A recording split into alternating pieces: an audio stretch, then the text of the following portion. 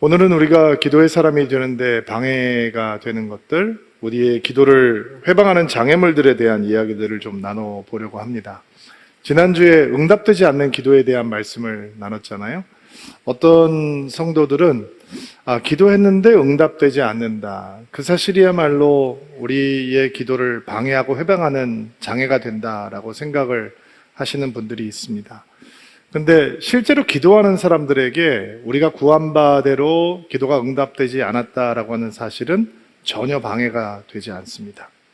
예수를 믿었는데도 불구하고 성도가 되었는데 아직 기도의 삶을 시작하지 못하신 분들에게는 기도했는데 소용없는 거 아니야? 그러면 왜 기도해야 되지?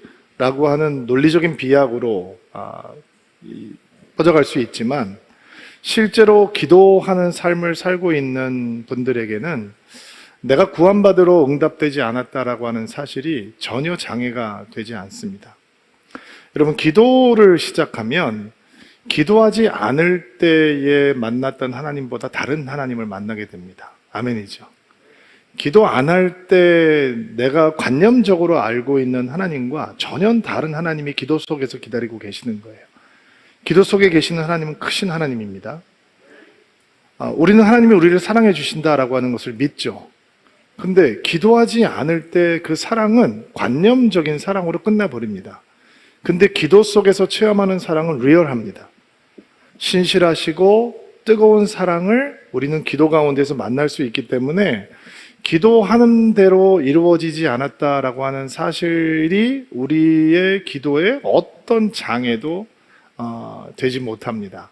오히려 우리가 구한 대로 이루어지지 않았다라고 하는 현실 앞에서, 그렇다면 우리를 사랑하시는 하나님께서 내가 구한 것보다 더 좋은 것을 가지고 기다리시는구나라고 우리는 설렘을 가질 수 있는 겁니다. 여러분, 기도는 마술이 아닙니다. 요술 램프가 아니란 말이에요. 비비면 요정이 나와서 우리가 원하는 대로 이루어지는 게 기도가 아니죠. 기도는 관계이고, 기도는 사랑이고, 아멘 하셔야 되는데, 다시, 기도는 관계이고, 기도는 사랑이고, 기도는 동행이기 때문에 우리가 구하는 대로 이루어지지 않아도 기도는 언제나 하나님을 만나는 자리가 될 수 있습니다. 그런데 분명 우리의 기도를 회방하는 회방꾼들이 있습니다. 장애물들이 있단 말이에요. 오늘은 4가지 장애물들을 여러분들하고 나누면서 우리의 기도를 바로 세워가는 시간을 좀 가져보려고 합니다. 첫 번째, 거짓 만족이 우리의 기도를 회방하는 회방꾼입니다. 우리의 기도를 망가뜨리는 회방꾼, 거짓 만족입니다. 예수님의 비유를 보면 어리석은 부자의 비유가 등장을 하잖아요. 밭을 갈아서 소출이 많아졌습니다. 기뻐합니다. 곡간을 허물고 새 곡간을 지어야 될 만큼 소출이 많아졌으니 왜 기뻐하지 않겠습니까? 너무 기뻐하면서 내 영혼아 여러 해 쓸 동안 물건을 많이 쌓아놓았으니 평안히 쉬고 먹고 마시고 즐거워하라, 이렇게 얘기를 합니다. 이게 거짓 만족입니다. 하나님께서는 이 거짓 만족에 속아버린 부자를 향해서 어리석다라고 말씀을 하십니다. 왜 어리석냐? 영혼을 만족시키지 못할 것에 만족하고 있기 때문입니다. 너 지금 영혼을 가져가 버리면 네가 그렇게 쌓아놓고 좋아하고 기뻐하는 거 누가 다 쓸 거야? 왜 그것 가지고 기뻐해? 그거는 기뻐할 이유가 아닌 거야. 그럼 뭐가 기뻐할 이유인 거예요? 하나님만이 우리에게 참 만족이 되시잖아요. 그렇죠? 근데 어리석은 부자는 그것을 알지 못하기 때문에 거짓 만족에 속아 있기 때문에 하나님께서는 그의 어리석음을 폭로하고 계시는 것입니다. 왜 거짓 만족을 경계해야 하는가? 기도하는 사람이라면 왜 거짓 만족에 속지 말아야 되는가? 만족하지 말아야 될 것에 만족을 하기 시작하면 언젠가는 기도가 멈추게 되어 있습니다. 기도의 힘은 끊어지지 않는 것에 있거든요. 아멘이죠. 그렇죠? 기도의 힘은 우리가 여러 가지 삶의 상황을 지나면서 멈추지 않고 계속되는 것에 있는데, 거짓 만족에 속아버리면 원하는 것을 얻었으니까 기도할 이유를, 동기를 찾지 못하는 거예요. 많은 사람들이 기도하지 않는 이유가 거짓 만족에 속고 있기 때문이에요. 기도해야 되는데 라고 생각은 해요. 기도해야 한다라고 하는 영적인 부담감도 느껴요. 그리고 기도하고 싶은 마음도 있는 거예요. 근데 삶을 돌아보면 자기의 삶이 굉장히 만족스럽다고 느껴요. 평안하다고 느낀단 말이에요. 근데 그게 거짓 만족, 거짓 평안이에요. 왜냐하면 하나님께서 우리에게 주시는 진짜 블레싱은 하나님을 더 갈망하게 만들어요. 하나님께서 우리에게 축복을 부어주시면 하나님을 더 찾게 만드는, 그게 진짜 참 축복이에요. 하나님의 진짜 축복은 하나님의 언약 위에 서 있는 거예요. 가짜 축복은 그 울타리가 좁아요. 나와 내 가족의 울타리에 머물러 있어요. 그러니까 하나님의 축복이 주어지면 고여버리죠. 고인물은 어떻게 돼요? 당연히 썩겠죠. 그러니까 너무나 세상에서 많은 사람들이 부유하고 많은 것을 가졌는데 하나님의 언약의 축복에 있지 않으니까 고여서 썩어요. 그러니까 싸우는 거예요. 형제끼리 싸워요. 사랑하는 사이가 재산 때문에 분쟁이 일어나는 거예요. 언약 위에 서 있는 하나님의 블레싱은 흘러가요. 나와 내 가족의 분위기를 살릴 뿐만 아니라 주변에 있는 사람들을 살리기 시작해요. 수로처럼 흘러다니기 시작하는 거예요. 그러니까 하나님의 블레싱이 우리에게 주어지면 우리는 이런 고백을 할 수 있게 되는 거예요. 여호와는 나의 목자시니 내가 부족함이 없습니다. 내가 부족함을 느끼지 못할 것입니다. 인생의 결여가 없어진다는 뜻이 아니에요. 우리 인생에 래킹이 있어요. 그런데 하나님께서 우리의 목자가 되시면 내가 부족함을 느끼지 못하는 상태가 된다, 이런 뜻이에요. 거짓 만족에 속아 넘어가고 있는 사람들은 자신의 삶에 있는 상황들을 바라보면서 내가 기도 안 해도 잘 돌아가네 라고 생각을 해요. 착각이죠. 우리가 거짓 만족에 속고 있다라고 하는 증거 중에 하나는 우리의 기도가 너무 작아진다라는 거예요. 부모가 되면 자녀들을 위해서 기도하죠. 그렇죠? 참 하나님께서 우리를 기도의 자리로 부르실 때 두 가지 우리의 삶 속에 너무 평범한 그 두 가지 현실이 우리를 언제나 기도의 사람으로 세워주는데, 하나는 우리가 가정을 갖고 있다, 결혼을 했다라는 사실이 우리를 기도하게 만들고, 두 번째는 자녀가 생기면 평생 기도를 하게 돼요. 태어날 때부터 우리가 그 자녀를 떠날 때까지 자녀들을 향한 기도 제목은 없어지지 않는 것 같아요. 근데 아이들을 키우다 보면 여러 상황에 따라서 기도 제목을 바뀌게 되는데, 특별히 이제 입시를 둔 아이들을 보면서 엄마들이 아빠들이 열심히 기도하죠. 당연히 기도해야죠. 어떻게 기도하지 않겠어요. 그런데 기도가 너무 작아지면 기도가 멈춰진다고요. 기도를 멈추게 된다고요. 합격을 위해서 기도하는 건 작은 기도예요. 그러니까 대학에 합격을 하면 이제 됐다, 기도 안 해도 된다 하면서 기도를 놓는 거고, 불합격하면 어떻게 돼요? 하나님을 원망하고 하나님께 실망하는 거죠. 기도해도 소용없다, 이렇게 생각이 되는 거예요. 근데 여러분의 기도가 넓어지면요, 아이가 대학을 준비하고 있는데 내 아이가 이 대학에 들어가서 공부를 할 텐데, 이 아이가 공부하고 졸업한 학교에서 언젠가는 이 아이가 졸업 연설을 하는 사람이 되게 해주십시오라고 기도한다면, 대학에 붙건 떨어지건 상관없이 기도가 계속될 수 있겠죠. 싱글들은 배우자를 위해서 기도하죠. 당연히 해야 합니다. 그 중요한 일을 어떻게 기도하지 않겠어요? 근데 기도가 너무 작으면 결혼하면 기도 멈추는 거죠. 그렇죠? 그럼 완성됐다고 그리고 깜짝 놀라는 거예요. 왜냐하면 배우자가 미완성품으로 와요. 이게 완성품이 아니에요.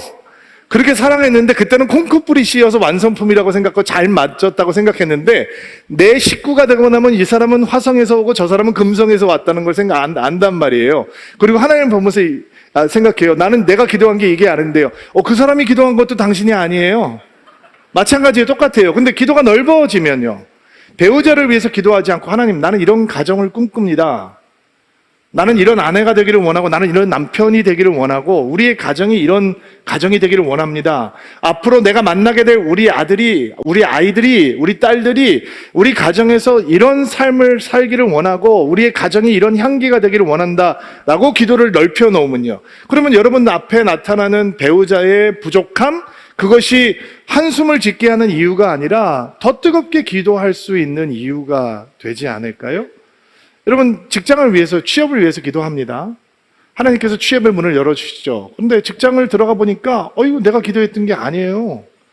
나는 이러려고 직장 들어간 게 아닌데 들어갔더니 스트레스도 많고 힘든 사람들도 많고, 나 실력 있는 사람, 나 이러려고 내가 이렇게 고생했나라는 생각이 들어요. 근데 취업을 위해서 기도하지 않고 직장 생활이 하나님을 예배하는 자리가 되고 하나님과 동행하는 자리가 되고, 직장 생활이 예수 그리스도께서 재림하시는 자리가 되게 기도를 넓혀 놓으면요.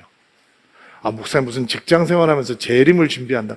아니, 마태복음 25장의 달란트 비유를 보면 그 달란트 비유가 등장하는 배경이 말세에 예수님께서 어떤 일이 있을 거를 설명하신 다음에 비유를 들어서 말세를 준비하는 삶을 가르쳐 주신 거예요.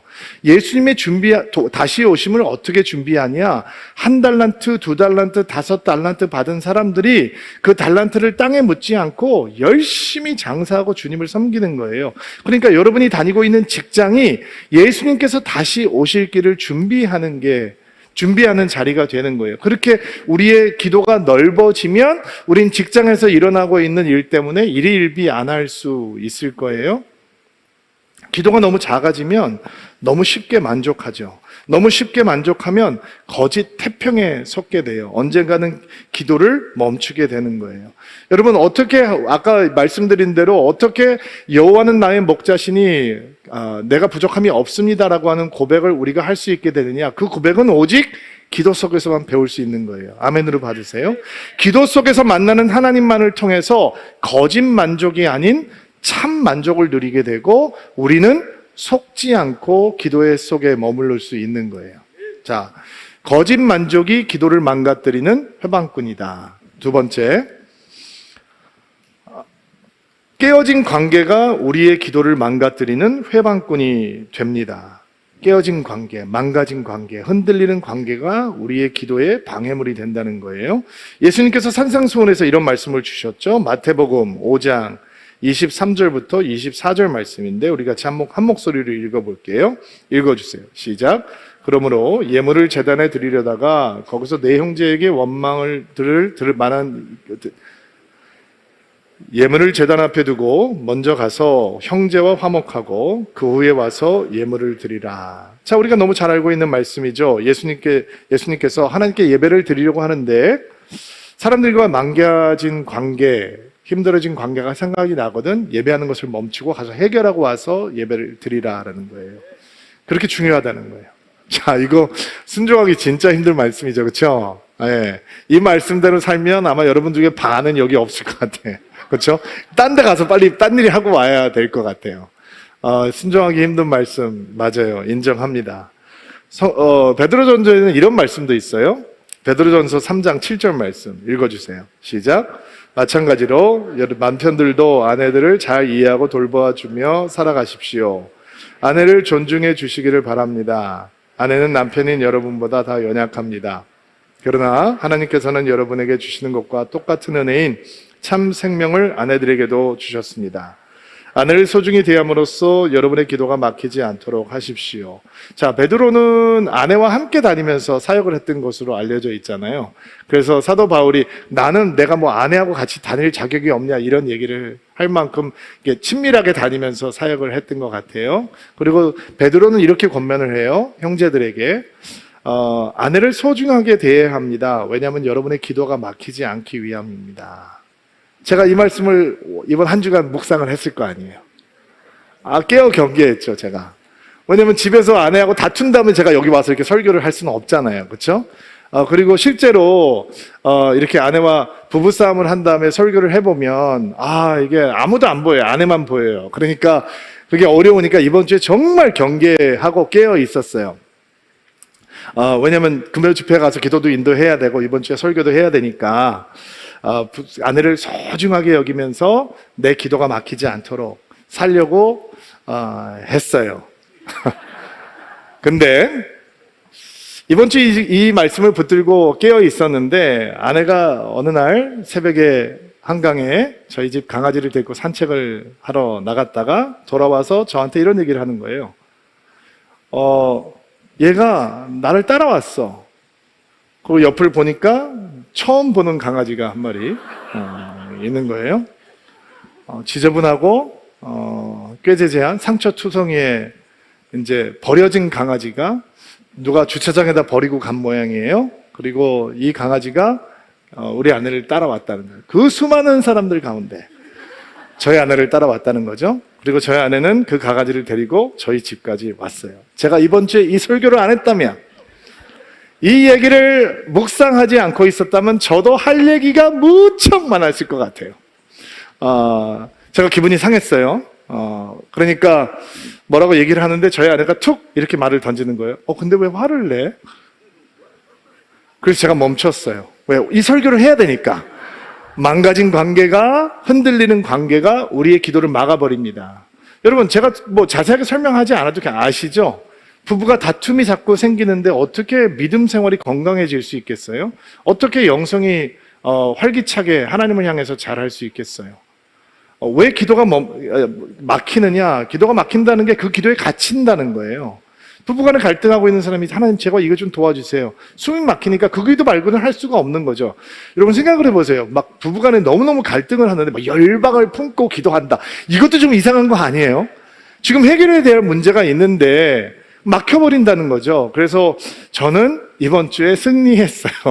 기도가 막히지 않았고, 그래서 박수 칠 것까지는 없고, 자매님들만 지금 박수를 치려고 그러는 것 같아. 하나님께서 정말 우리의 마음을 보호해 주셔서, 망가진 관계, 흔들리는 관계 때문에 기도가 막히지 않기를 원하세요. 그러려면 특별히 부부 사이에는, 부모와 자녀 사이에는 할 말을 참으셔야 돼요. 할 생각을 멈추셔야 돼요. 여러분 솔직히 인정해야 되지 않습니까? 우리가 다투는 이슈들 그렇게 큰 이슈 아니잖아요. 해보셨잖아요. 뭐 그게 그렇게 큰 이슈예요. 통과. 그냥 통과. 왜냐면 거기서 한마디 하면 거기서 내가 하고 싶은 생각 다 하고 싶은 말 하면 기도가 막혀버리니까. 사회생활 하면서도 주변에 힘든 사람들, 그렇죠. 힘든 사람들 있죠. 근데 내가 하고 싶은 대로 다 하면, 내가 받아버리면, 내가 하고 싶은 생각하고 말 다 해버리면, 관계가 깨어지고 나면 그 사람은 자유롭게 살아요. 내 기도가 막히는 거예요. 그러니까 흔들리는 관계가 우리의 기도를 방해하는 회방꾼이다. 먼저 용서하고 그 사람을 위해서 용서하는 거 아니에요. 나를 위해서 용서하는 거예요. 내가 하나님을 진정으로 사랑하기 위해서, 내 기도가 막히지 않기 위해서 내가 먼저 인내하고 내가 먼저 관용하고, 이럴 때 우리 기도가 막히지 않는다는 거예요. 세 번째, 영적인 건망증이 우리 기도를 망가뜨리는 회방꾼이에요. 시편 106편 말씀을 좀 읽어볼 텐데 7절부터 13절이에요. 조금 긴데 같이 한 절씩 돌아가면서 읽을게요. 여러분이 7절 먼저 읽어주세요. 시작. 우리 조상이 이집트에 있었을 때 그들은 주의 기적들을 깨닫지 못했습니다. 그들은 주의 친절함을 기억하지도 못하고 오히려 홍해에서 주를 거역했습니다. 그러나 여호와께서 자기 이름을 위하여 그들을 구원하시고 주의 큰 능력을 세상에 알리셨습니다. 9절. 홍해를 꾸짖자 바다는 말라버렸습니다. 그들을 인도하여 마른 땅을 지나듯이 깊은 바다 한가운데로 건너가게 하셨습니다. 주는 원수들의 손에서 그들을 구원하시고 적들의 손에서 그들을 건져내셨습니다. 11절. 그리고 바닷물로 적군들을 덮으셨습니다. 그들 중 아무도 살아남은 자가 없었습니다. 그제야 그들은 주의 약속을 믿었습니다. 그리고 그분께 찬송하였습니다. 이게 홍해 사건이에요. 그런데 거기서 얘기가 끝나지 않아요. 굉장히 슬픈 구절이 등장을 하는데 13절 읽어주세요. 시작. 그러나 그들은 어느새 주가 하신 일을 잊었습니다. 그분의 지시를 기다리지 못했습니다.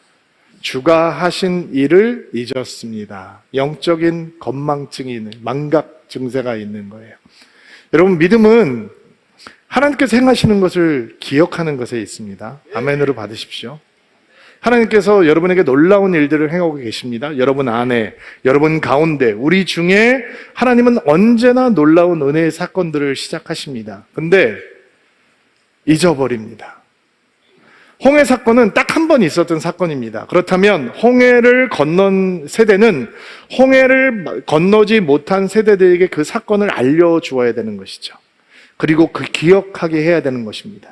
근데 이스라엘 백성들은 기억하지 못했습니다.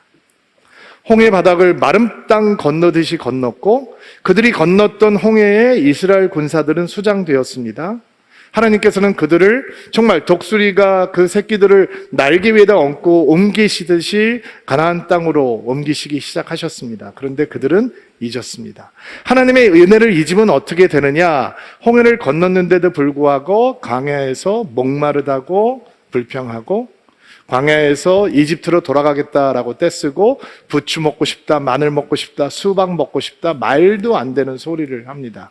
하나님께서 고기 냄새가 징그럽게 허리까지 차도록 메추라기태를 보내주셔도 하나님을 향해서 원망하고 불평하는 것을 멈출 수 없고, 하나님의 은혜를 잊으면 금송아지 나오는 겁니다. 믿음은 하나님의 역사를 기억하는 것에 있습니다. 기도를 망가뜨리는 것은 하나님의 은혜를 잊게 만드는 영적인 건망증이라는 거예요. 우리가 기도 속에서 붙들고 있어야 되는 것은 기도 제목이 아닙니다. 하나님입니다. 예수 그리스도입니다. 하나님의 은혜에 대한 기억이 우리를 끝까지 하나님을 붙들고 기도하는 사람으로 만들어 주시는 것입니다. 우리가 자꾸 하나님께서 우리에게 베풀어 주신 은혜를 잊어버리면, 영적인 건망증에 빠져 있으면 우리는 영성 생활에서, 믿음 생활에서 구경꾼이 되어버립니다. 예수님의 기적 주변에는, 사건 주변에는 언제든지 구경꾼이 넘쳤죠. 예수님의 병자를 고치시고 죽은 자를 살리시는 일들이 너무 신기하니까 구경꾼들이 넘쳤습니다. 근데 구경하면서 기적을 보는 사람들이 예수님을 사랑하지도 못하고 예수님을 믿지도 못합니다. 오히려 나사로가 나왔던 현장에서는 그 나사로가 나온 것을 보고 오히려 예수님을 죽이려고 하는 사람들까지 생겼습니다. 하나님의 은혜를 기억하지 못하니까 기적 앞에서도 하나님을 믿지 못하는 거예요. 하나님을 잊어버리는 거예요. 여러분, 은혜를 기억하는 최고의 방법은 뭘까요? 기도하는 겁니다. 주의 이름을 부르는 겁니다. 기도를 배울 수 있는 최고의 길은 기도하는 겁니다. 기도에 대해서 생각하는 것으로 충분하지 않습니다. 기도에 대해서 말하는 것만으로도 충분하지 않습니다. 기도에 대해서 부담감하고 스트레스 받는 거 아무 의미 없습니다. 기도를 배울 수 있는 가장 좋은 방법은 기도를 하는 것이고, 기도를 잘할 수 있는 가장 빠른 방법은 기도를 많이 하는 겁니다. 기도를 많이 하면, 자꾸 하면 하나님의 은혜를 기억하게 되고, 기도를 멈추면, 못하면 하나님을 잊게 되는 겁니다. 그러니까 하나님을 잊는 영적인 건망증이 우리의 기도를 해방한다면 기도를 일상으로 삼으시면 되는 겁니다. 기도의 자리에 나아가시는 거예요. 제가 얼마 전에도 부탁을 드렸는데, 우리 셀장님들은 우리 셀원들한테 한 달에 한 번은 철야예배 가자라고 말씀하셔야 돼요. 셀장이 그렇게 얘기하지 않으면 셀원들이 목사님 이렇게 하라고 그러는데 셀장이 왜 그렇게 안 하십니까? 우리 갑시다 라고 해야 해요. 왜냐하면 스스로 기도의 자리에 나오지 못하는 사람이 교회는 훨씬 더 많단 말이에요. 누가 강권해서 끌고 가지 않으면 우리는 하나님을 잊어버려요. 영적인 망각을 한다고요. 영적인 건망증에 빠져서 하나님의 은혜를 기억조차 할 수 없게 되는 거예요. 그러니까 강권해서 하나님의 은혜를 기억하는 자리에 끌어다 놓고 앉혀야죠. 그 자리가 함께 기도하는 자리여야 되는 거예요. 자, 영적인 건망증이 우리의 기도를 해방하는 방해물이다. 또 우리가 우리의 기도를 방해하는 것 한 가지 더 생각을 해볼게요. 회개를 거부하는 죄로 얼룩진 삶이 우리의 기도를 망가뜨리는 회방꾼이 됩니다. 오늘 우리가 읽었던 본문 말씀인데, 이사야서 59장 2절 말씀, 쉬운 성경으로 먼저 읽고 그 다음에 개역 개정으로 한번 읽어볼게요. 읽겠습니다. 시작. 다만 너희의 죄악이 너희와 너희 하나님을 갈라놓은 것이며 너희 죄 때문에 주께서 너희에게 등을 돌리셨고 너희 말을 들어주시지 않은 것이다. 개역개정으로 한번 읽어볼게요. 오직 너희 죄악이 너희와 너희 하나님 사이를 갈라놓았고 너희 죄가 그의 얼굴을 가리어서 너희에게서 듣지 않으시게 함이라. 우리의 죄악이 하나님과 우리의 사이를 갈라놓았고 우리의 죄가 하나님의 얼굴을 가렸대요. 그러니까 하나님께서 듣지 않으시는 거죠. 이게 죄악으로 얼룩지고 오염되어 있는 삶, 회개하기를 거부하는 삶이 우리의 기도를 망가뜨리는 회방꾼이에요. 시편 66편 18절 말씀, 개역 개정으로 한번 읽어볼게요. 66편 18절 읽어주세요. 시작. 내가 나의 마음에 죄악을 품었더라면 주께서 듣지 아니하시리라. 자, 이런 말씀 앞에서 우리는 두려움을 느끼죠. 그렇죠? 내가 우리 안에 내 마음에 죄악을 품었으면 하나님께서 우리 기도 듣지 않으신다. 이런 말씀 앞에서 누가 감히 떨지 않을 수 있겠어요? 죄를 멀리하고 싶지만 죄의 본성이 우리 안에 여전히 남아 있어서 죄악된 생각, 죄악된 행동, 죄악된 언어로 하나님의 마음을 아프게 하는 게 익숙한 우리들이 어떻게 이런 말씀 앞에서 자유로울 수 있겠어요? 그러나 여러분 기억하셔야 될 게 있어요. 이런 말씀 앞에서 예수 그리스도께서 십자가에서 대속의 피를 흘려서 죽으심으로 우리의 과거의 죄, 현재의 죄, 미래의 죄는 용서함을 받았어요. 아멘이죠. 예수께서 십자가에 달려 죽으심으로 우리의 피값으로 우리의 죄값을 치르심으로 예수 그리스도의 의가 우리에게 전가되었어요. 아멘이죠. 그러면 하나님께서 우리를 보실 때 우리의 죄악됨을 보시는 것이 아니라 예수의 의로움을 통해서 우리를 보시는 거예요. 그게 하나님 앞에서 우리가 의롭게 되었다라고 하는 뜻이에요. 우리가 진짜 예수를 믿는다면, 진짜 복음을 믿게 됐다면 그런 역사가 우리 안에 일어나는 거예요. 자, 그러면 예수 그리스도의 대속의 피로 우리가 하나님 앞에서 의롭게 되었다라고 하는 사실은 우리 안에 어떤 변화를 만들어 놓느냐 하면, 내가 이전에 사랑하던 죄를 미워하게 되고, 아멘 하셔야 돼요. 내가 거부할 수 없었던 죄를 이제 거부할 수 있게 되고, 내가 싸울 수 없었던 죄를 대항해서 싸울 수 있게 되고, 이전에선 맞서서 승리할 수 없는 죄악으로부터 승리할 수 있는 영적인 능력이 예수를 믿는 믿음으로 인해서 우리에게 들어왔다라는 뜻이에요. 그러면 죄를 품고 있으면 하나님께서 우리를 들어주시지 않을 거라는 건 무엇이냐? 그런 내적인 능력이, 믿음의 능력이, 영적인 능력이 우리 안에 임해 왔는데도 불구하고 죄와 맞서서 싸우겠다라고 하는 의지도 없고, 죄를 거부하겠다라고 하는 결단도 없고, 여전히 죄를 사랑하고 세상을 사랑하고 세상과 버텨서 적당히 동거하겠다라고 하는 마음을 품고 있는 사람들의 기도는 하나님 앞에 기도가 될 수 없으며, 하나님은 그런 기도를 듣지 않으신다, 이런 뜻이에요. 야고보서에서는 그런 마음을 어떻게 표현을 하고 있냐면, 간음하는 여인들아, 세상과 벗된 것이 하나님과 원수됨을 알지 못하느냐? 그런즉 누구든지 세상과 벗이 되고자 하는 자들은 스스로 하나님과 원수되는 것이다. 세상과 간음한다라고 하는 표현, 강력한 표현을 썼어요. 사도 바울은 그런 자들을 향해서 양심에 화인받은 사람들이다 라고 얘기를 해요. 죄를 향해서 무감각해지고 마비되어 버린 마음이라, 이런 뜻이죠. 이렇게 죄와 동거하고 버치되는 삶 속에서 기도는 피어날 수 없다는 거예요. 그런 가운데 하나님께서 그런 기도에 관심을 갖지 않는다라는 거예요. 영국의 성공회 감독이었던 존 라일이라고 하는 목사가 이런 글을 남겼어요. 여러분, 이 글을 여러분 마음속에 오늘 심으세요. 기도와 죄는 절대 한 마음속에 공존하지 못합니다. 죄와 기도는 절대로 한 영혼 가운데 함께 거하지 못한다는 거예요. 기도가 죄를 소멸해버리든지 죄가 기도를 막아버릴 것이기 때문입니다. 우리가 기도의 사람이 되면 죄악의 뿌리를 뽑아버리게 되는 것이고, 죄가 우리 삶 속에 없어지지 아니하면 그 죄악이 우리의 기도의 숨통을 끊어버릴 것이다 라고 하는 강력한 경고죠. 여러분, 기도하지 않는 성도들은 죄를 가볍게 여깁니다. 왜냐하면 죄가 안 보이거든요. 죄가 안 보여요. 기도하지 않으면. 기도가 가져다 드는 은총 가운데 가장 강력한 은총은 죄를 향해 하나님의 현미경을 갖다 댄다는 거예요. 그러니까 죄가 커 보여요. 그럼 목사님 기도를 안 해야겠네요. 얼마나 괴롭겠어요. 아니에요. 하나님께서 기도를 통해서 죄 현미경을 갖다 대니까 이전에 보지 못했던 죄악들을 하나님 앞에 고하기 시작해요. 회개하기 시작해요. 회개가 뭐예요? 그냥 하나님 죄송합니다, 잘못했습니다, sorry 하고 그냥 끝나는 거예요. 여러분, 변화된 삶이 없는 회개는 존재하지 않습니다. 진정한 회개는 삶의 변화가 따라야 하는 것입니다. 우리가 잘 알고 있는 가나마다 현장에서 잡힌 여인 사건이 있죠.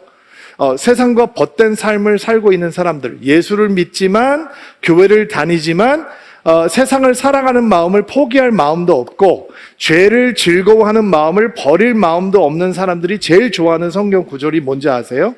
죄 없는 자가 먼저 돌을 던지라, 그 절이잖아요. 근데 이 요한복음의 사건을 보면 예수님의 결론은 그게 아닙니다. 이 사건의 핵심 메시지는 죄 없는 자가 먼저 돌을 던지라가 아니라, 나도 너를 정죄하지 아니하노니 죄가 없다는 뜻이 아닙니다. 예수께서 그 죄값을 가져가셨다는 뜻입니다.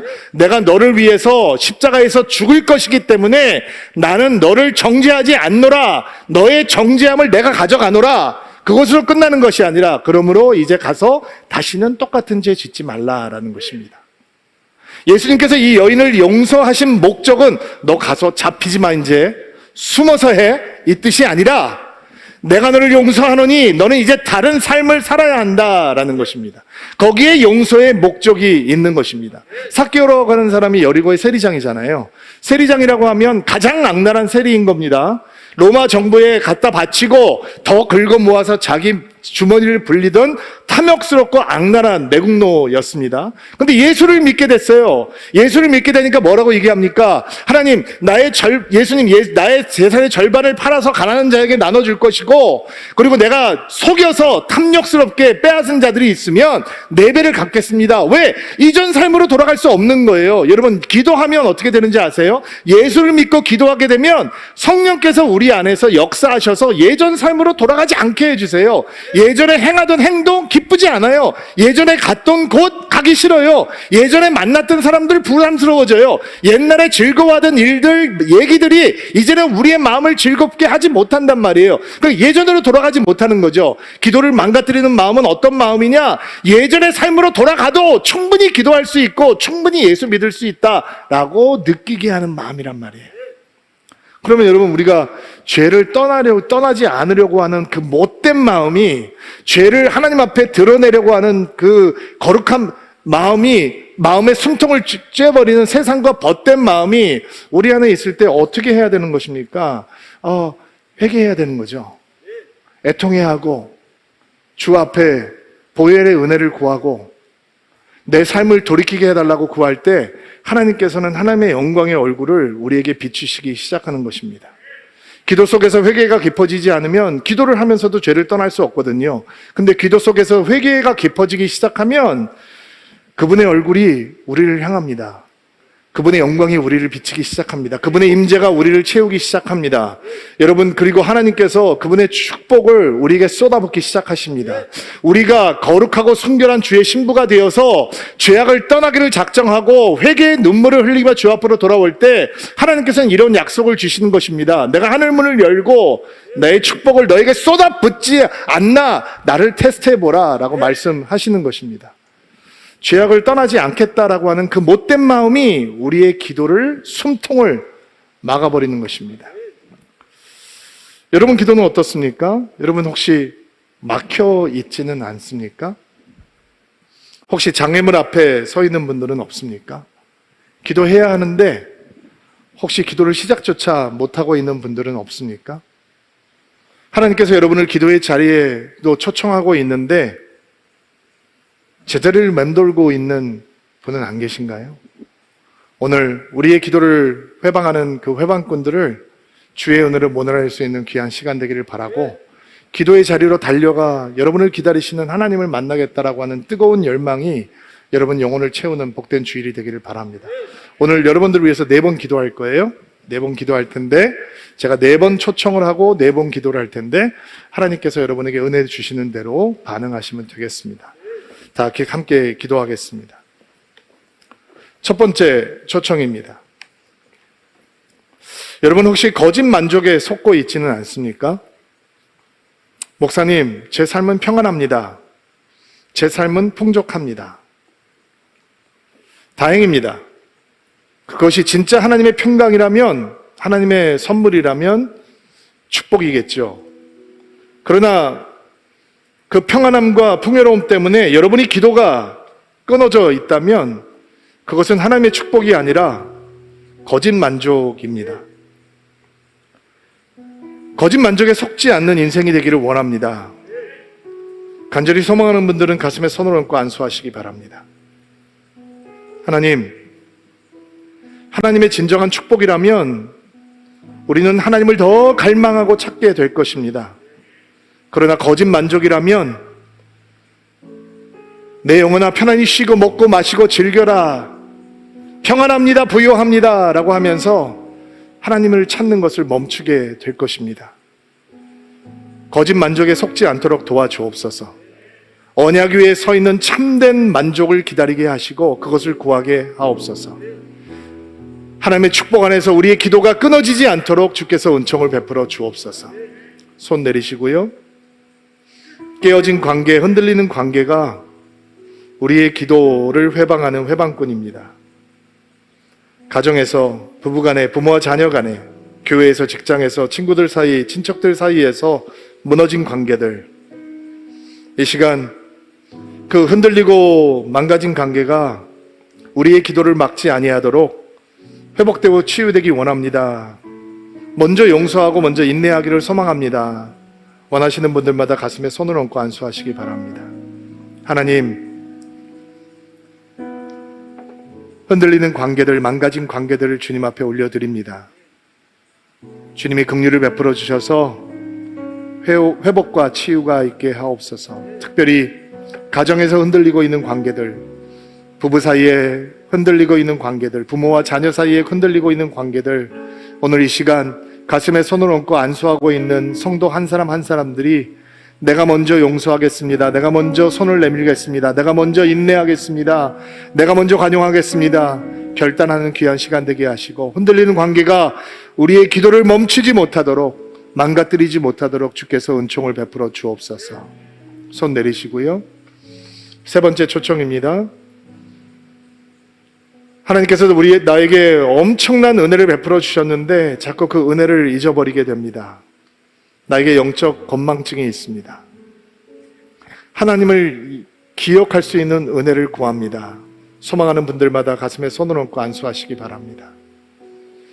여러분, 지금은 손을 얹고 안수하신다면 여러분 기도의 자리로 나아가셔야 합니다. 혼자 집에서 나갈 뿐만 아니라 교회에서 함께 기도하는 자리로 나아가셔야 합니다. 하나님 가슴에 손을 얹고 기도하시는 성도들마다 하나님을 기억하는 은총을 허락하여 주옵소서. 은혜를 잊지 않게 하옵소서. 믿음의 역사를 잊지 않도록 도와주시고, 날마다 예수의 이름을 부르게 하시며 예수의 이름을 부르는 자리마다 하나님의 은혜가 기억나게 도와주옵소서. 손 내리시고요. 마지막 초청입니다. 죄를 품은 마음, 세상과 벗삼은 마음, 아직도 세상을 사랑하는 마음, 세상과 동거하는 마음, 거기에서는 기도가 자라지 못합니다.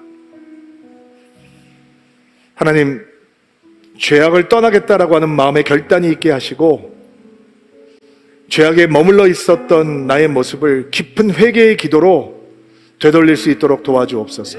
죄를 거부하고 미워하고 경멸하는 믿음을 우리에게 가르쳐 주옵소서. 소망하는 분들마다 가슴에 손을 얹고 안수하시기 바랍니다. 존귀하신 하나님, 우리의 사랑을 어찌 세상에 빼앗기겠습니까? 우리의 헌신을 어찌 주님이 아닌 다른 것에 드리겠습니까? 우리의 기쁨이 어찌 예수 그리스도가 아닌 세상에 겉들려 있겠습니까? 죄를 품고 있는 마음, 죄를 떠나겠다라고 하는 결단을 주저하고 있는 마음을 회개합니다. 돌이킵니다. 예전 삶으로 돌아가지 않겠다고 하는 마음의 결단을 주시고, 거룩하고 순결한 예수 그리스도의 신부로 살아가겠다고 하는 마음의 결단이 있게 하시고, 죄를 거부하고 미워하고 하는 경멸하는 믿음을 갖게 하셔서 우리의 기도가 끊어지지 않게 하옵소서. 망가지지 않게 도와주옵소서. 아버지 하나님, 세상을 사랑하는 마음을 주님을 사랑하는 마음으로 돌립니다. 세상에 헌신했던 마음을 주님께 헌신하는 마음으로 돌립니다. 세상을 기뻐했던 마음을 예수 그리스도를 기뻐하는 마음으로 돌립니다. 우리의 마음을 받아주시고 우리의 기도가 살아날 수 있도록 주여 역사하여 주옵소서.